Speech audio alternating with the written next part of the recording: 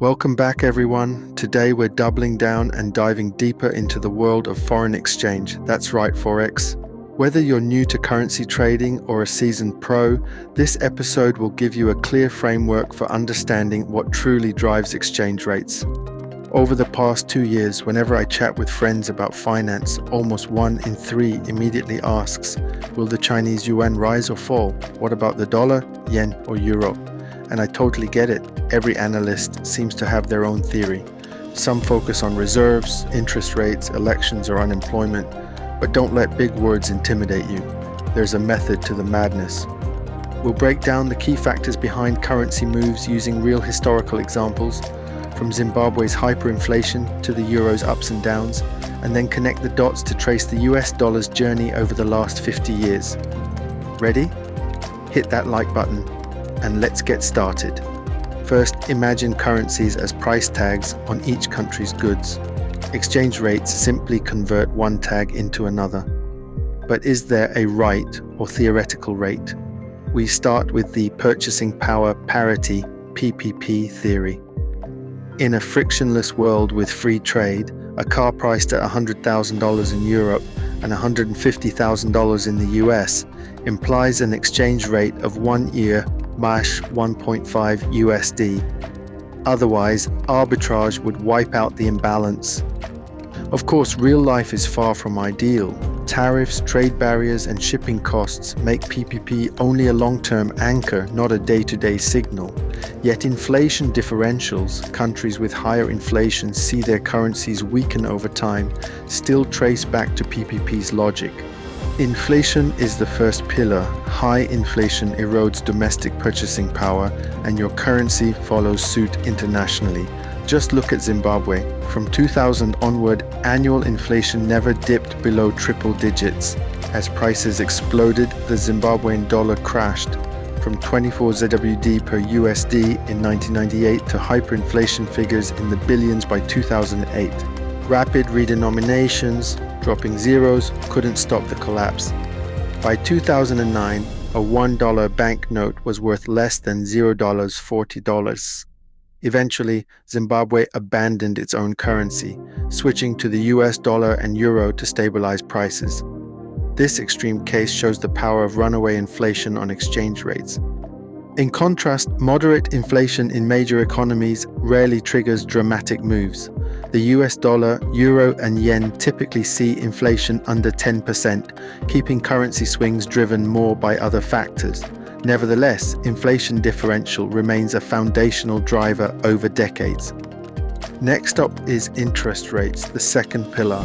Money flows toward higher yields. If the US Fed raises rates above those in Japan, investors borrow yen at near zero rates to buy US Treasuries at 5%, the classic carry trade, driving the yen down and the dollar up. Over the past 40 years, US interest rates and the dollar index have shown a clear positive correlation. Higher Fed rates attract global capital, strengthening the dollar. We'll later explore notable exceptions, but this relationship often dominates short-term moves. The balance of payments, our third pillar, captures a country's net capital and trade flows. A surplus, more inflows than outflows, creates demand for the domestic currency, pushing it higher. China's post-WTO boom illustrates this. Persistent trade and capital inflows fueled a multi-year yuan appreciation and a pile of foreign reserves. In contrast, a deficit, like the US trade gap offset by foreign investment, leaves the currency under mixed pressure, often balanced by other factors. Risk is our fourth pillar. Political instability, crises, or even policy uncertainty trigger capital flight. Venezuela, despite vast oil wealth, endured decades of economic collapse and sanctions.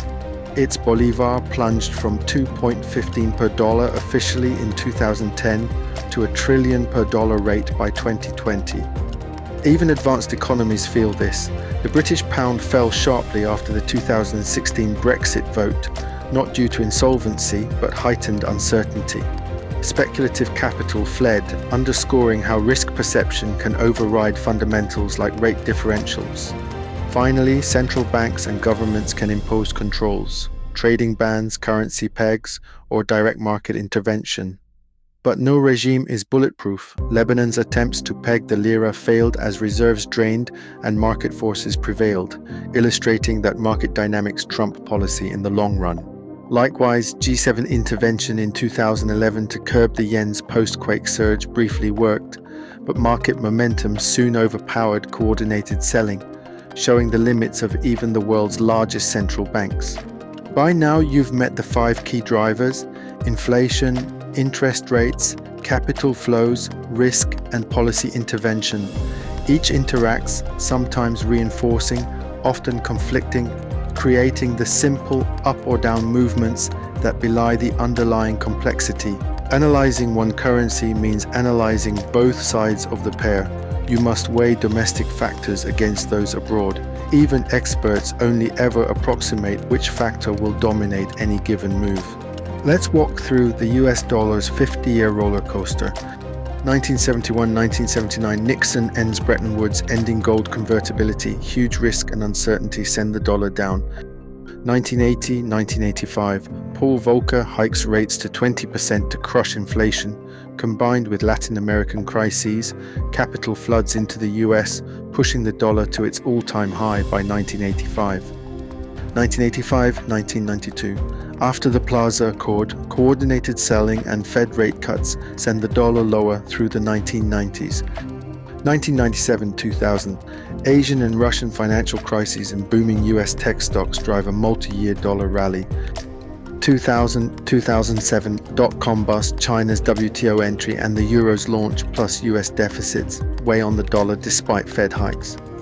2008-2014, global recession and quantitative easing keep the dollar weak until the Fed's taper talks spark an unexpected rally in late 2014. 2015 present, post-pandemic stimulus, surging inflation, and Fed rate hikes above 5%, plus geopolitical risks, have fortified the dollar again. These phases show how each driver, risk, rates, inflation, and capital flows, waxes and wanes in influence over time. Forex may seem daunting with its constant tug-of-war between factors, yet by mastering these 5 pillars, you gain a structured lens for interpretation. No single model explains every move, but this framework equips you to anticipate which forces will dominate. If you enjoyed this breakdown, give us a thumbs up, subscribe, and ring the bell for more deep dives into market mechanics. Drop your questions in the comments. What currency pair should we analyze next? Until next time, keep calibrating your models, stay curious, and trade smart. See you in the next video.